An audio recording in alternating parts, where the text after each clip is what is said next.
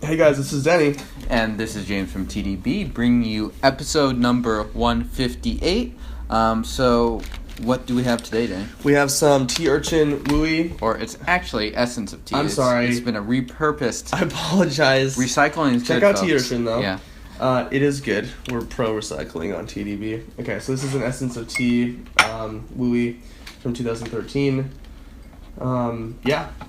Yep, and so this is Really supposedly some very good stuff. Yeah. I have not tried this. So this is sent to us by our friend, Richard. So thank you, Richard, for letting us try this.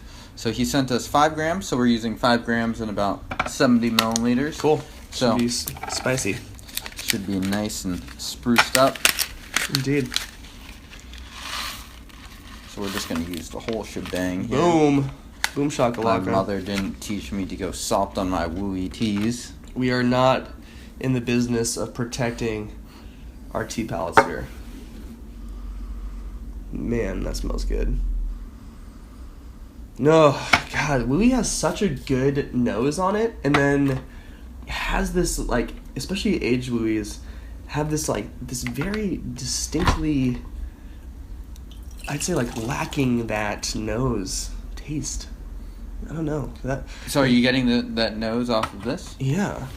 I mean, there's awesome fruity notes in there. I need to smell it again, but I'm not getting a lot of the mineral-y thing. I'm getting like a lot of fruit and. Yeah, I'm actually getting more minerals in this brandy. one, but it's a very complex aroma actually, especially now that we have some hot water on it. Brandied cherries, kind of raisiny. Yeah, Sweet fruits.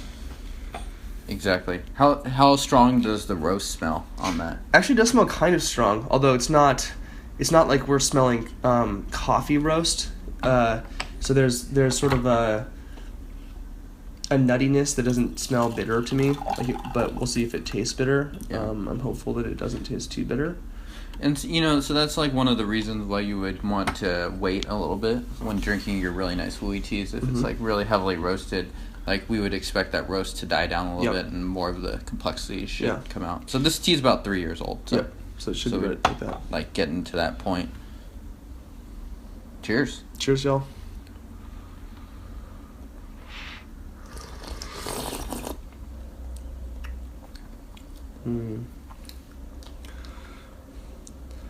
It's got a sharp bitterness that's not overpowering in any way, that I like a lot. It kind of cuts through this, like, it brings a sort of, like, undercurrent of just intensity into the brew that I like a lot. It's got those fruit notes 100%. Definitely that mineraliness, you know? And I think the tea has a very warm, comforting feel to it, just generally speaking. This is really good. Like, out the gate, delicious. Very smooth. Yeah. Nice texture. Nice soft texture. Yep. I get a little bit of those sort of like vine fruit, kind of currenty, sweet vegetal note, just a little bit. Not acidic though. I don't get anything really tart on it per se.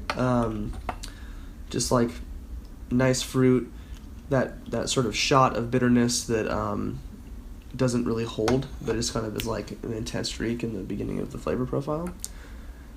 Cheers. Cheers.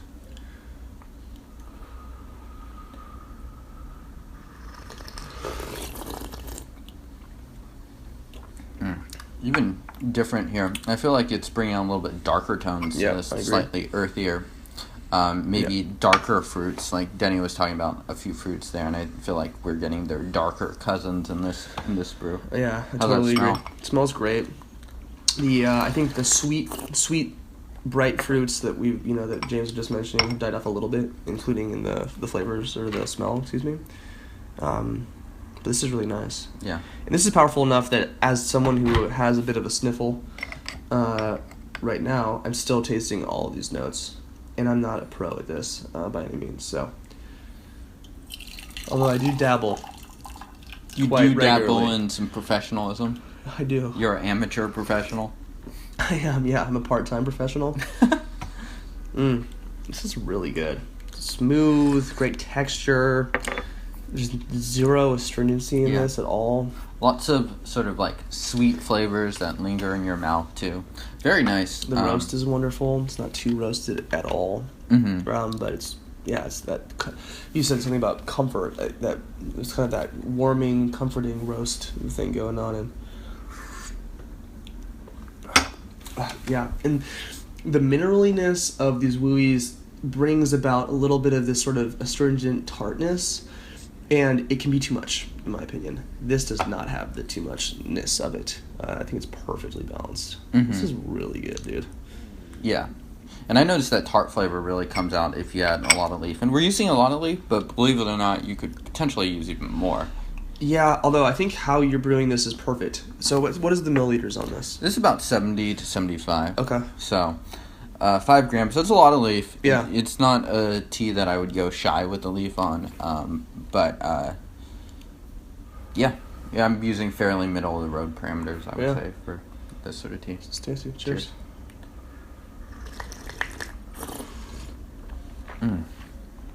This infusion may even be my favorite. I think the body has thickened even more. Really smooth, really soft, feels really nice in the mouth, great mouthfeel. Continuing to have those sort of like lingering flavors. I'd say the profile is still fairly similar to the first couple steeps. Yeah. Maybe hints of like some darker things, like hints of leather with those fruits. Yeah, actually, I like that leather description. This is just good. This is just damn good. I could drink this every day. Yeah, well... This is not probably the kind of tea you would drink every day, though. It's a tea that I feel like probably rewards attention. Yeah. And, I mean, like, it's over $1 a gram, so... not the cheapest. This is one of those teas, though, that if you were not paying attention to it, I think, as long as you're brewing it correctly, it's so finely balanced that it would not be disruptive at all. So, meaning that it's one of those teas where there's some daily drinkers that you're just sort of drinking because you just want to drink some tea, and maybe it's a little bit intense, and you're mid-conversation, you're like, that was strong. This is the kind of tea where if you brew it correctly, I don't think you would ever carry something like that. The leaves look really nice. They're not totally pitch black.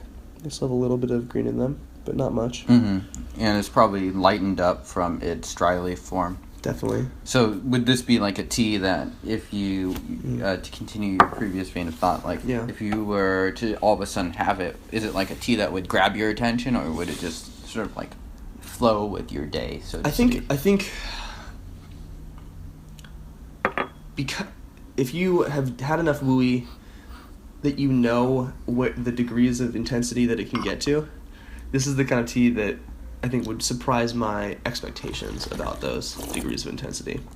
Meaning that there are bad components of cheap wooey that are disruptive and kind of gnarly, and this has none of them.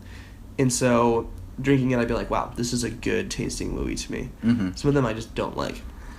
Some of them are, you brewed it correctly, and they're just a little intense, a little too much for me. Yeah, and I think, this sort of wooey, for me at least, if I were to fit into my routine, I agree, it's super nice. If I could afford to drink this every day, maybe I would. I don't know. But because of the price per gram and stuff like that, I think it's very, very friendly. Probably more friendly than, like, premium pour to newer people to tea. So I think for me, it would be like a special occasion tea if I had, like, friends in town and I wanted to show them something nice. I think that's sort of the purpose it would serve for me. Totally. And the cool thing about this tea, too, is that it brings a lot of different flavor profiles in an obvious way to the palate. So it's not hard to figure out that this has a bit of roast on it, and there's a bit of sweet fruit in it, and a little bit of sort of maybe hinting on coffee bitterness. And I think, so insofar as this tea is really accessible, certain wooies I think would be a little bit abrasive to introduce somebody to, but this is one of those that I think would be really nice. And I think this is generally pretty forgiving.